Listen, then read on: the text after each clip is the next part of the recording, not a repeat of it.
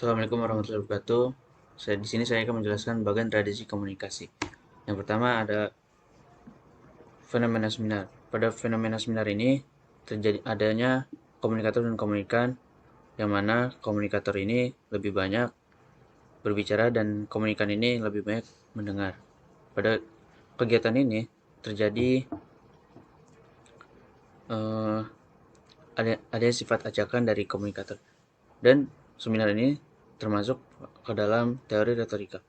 Teori retorika bersifat persuasif atau ajakan. Teori retorika ini masuk ke dalam kelompok teori publik, dan kelompok teori publik masuk ke dalam cakupan publik masuk ke dalam tradisi retorika.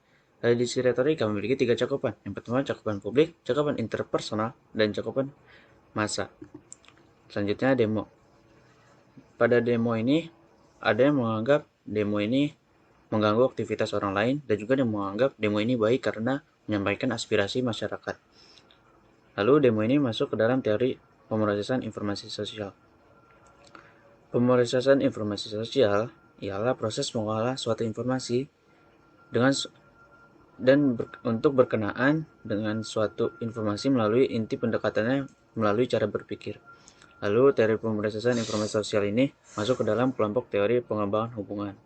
Lalu masuk lagi ke dalam cakupan interpersonal dan masuk ke dalam tradisi fenomenologi. Tradisi fenomenologi memiliki tiga cakupan, yaitu cakupan interpersonal, cakupan komunikasi massa, dan cakupan publik. Selanjutnya, fenomena mendengarkan radio. Dalam mendengarkan radio, kita hanya bisa mendengarkan suaranya saja tanpa melihat mimik wajahnya atau juga interaksi tangannya atau yang lainnya. Dalam fenomena ini masuk ke dalam kelompok dramatisme. Kelompok dramatisme ialah identifikasi dan menganalisa apa yang disaksikan atau yang didengar. Kelompok dramatisme ini masuk ke dalam kelompok teori publik, dan kelompok teori publik masuk ke dalam cakupan publik. Cakupan publik masuk ke dalam tradisi sosiopsikologi. Tradisi sosiopsikologi memiliki 4 cakupan, yaitu cakupan publik, cakupan intrapersonal, cakupan budaya, dan cakupan interpersonal.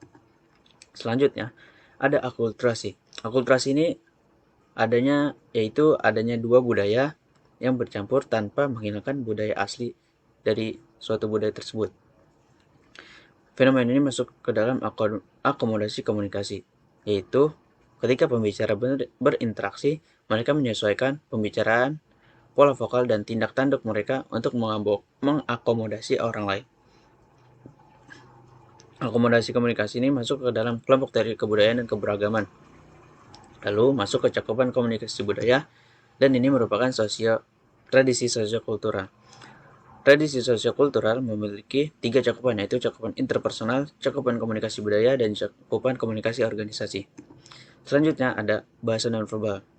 Bahasa nonverbal ini adalah bahasa tubuh. Contohnya finger heart, lalu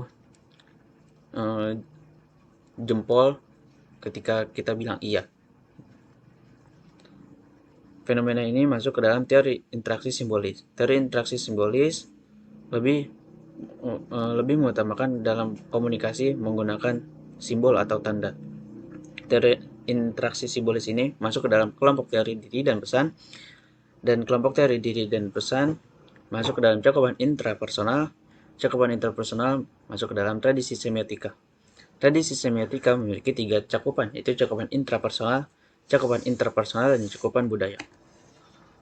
Kemudian ada fenomena konten di Instagram. Konten di Instagram banyak seperti foto, video, dan yang lain-lainnya. Fenomena ini masuk ke dalam teori ekologi media. Teori ekologi media ialah menganalisis media dalam memanfaatkan media baru atau media online agar mampu berkompetisi dalam usahanya meraup iklan.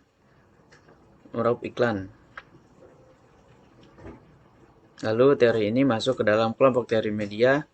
Kelompok teori media masuk ke dalam cakupan komunikasi massa, dan cakupan komunikasi massa masuk ke dalam tradisi sibernetika. Lalu ada fenomena berdebat. Dalam hal ini berdebat dalam kelompok dan juga fenomena ini masuk ke dalam pemikiran kelompok.